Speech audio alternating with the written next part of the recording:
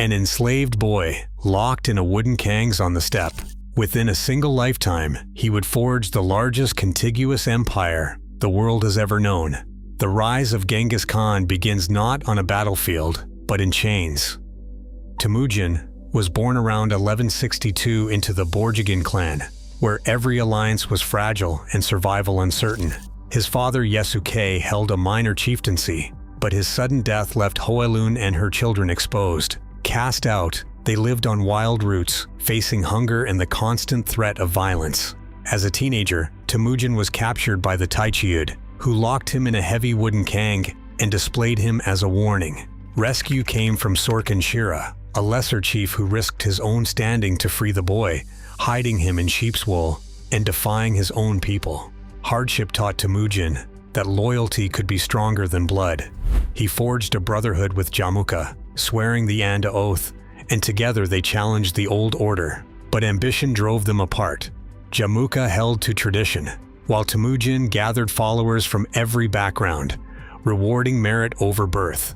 In 1206, chieftains gathered at the Onon River. The Kurultai named Temüjin as Genghis Khan, the universal ruler. The outcast who once wore a slave's collar now united the Mongols, his authority built on survival, loyalty, and the promise of a new order. Temüjin dismantled the old tribal order, replacing kin loyalty with a system built on numbers and discipline. Each Arban, a unit of 10, formed the backbone of the new army. 10 Arbans made a Zun, 10 Zuns a Mingan, and 10 Mingans a Tumen. 10,000 men answering to a single chain of command. Promotion flowed from the battlefield, not from bloodlines. A herdsman who proved himself in battle could rise to command 1,000. This structure allowed orders to ripple outward and for units to split or merge with precision. Mobility became a weapon. Riders changed horses at speed, covering vast distances in days. Mongol messengers carried intelligence across the steppe, enabling surprise attacks and rapid retreats. Fear itself became a tool. Cities surrendered at the rumor of their approach, aware that resistance often meant annihilation before the first arrow flew. In 1211, the Mongol army swept south against the Jin dynasty. Facing walls and massed infantry, Genghis Khan's riders turned to deception and speed. At Yehuling, Mongol units feigned retreat, split across mountain ridges, and encircled the Jin. The victory shattered the Jin's northern defenses and opened the road to Zhongdu.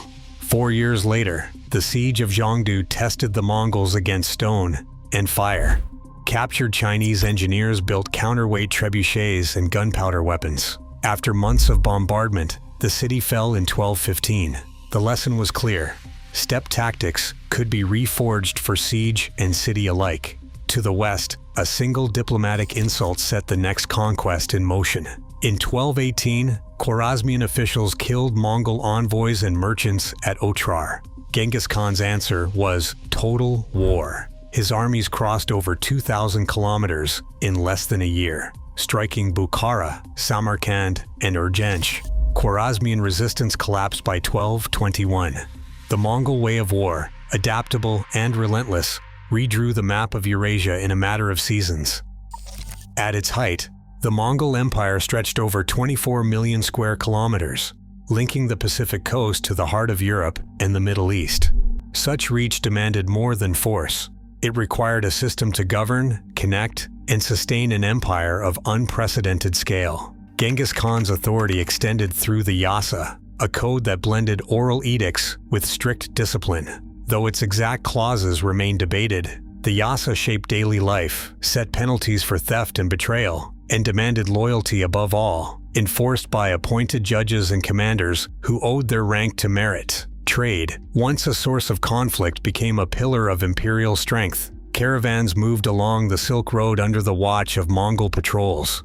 Merchants carried paisa passes, engraved tablets that guaranteed safe passage and the right to provisions. The Yam relay network, with stations spaced a day's ride apart, allowed messages and goods to travel from the Yellow Sea to the Black Sea in a matter of weeks. Relay stations stocked fresh horses and food, reducing the friction of distance and making the empire's vastness navigable. Under this enforced security, what chroniclers called Pax Mongolica, goods, people, and ideas flowed as never before. Porcelain, paper, and gunpowder crossed continents, and the Mongol peace turned Eurasia into a single, if fragile, world of exchange.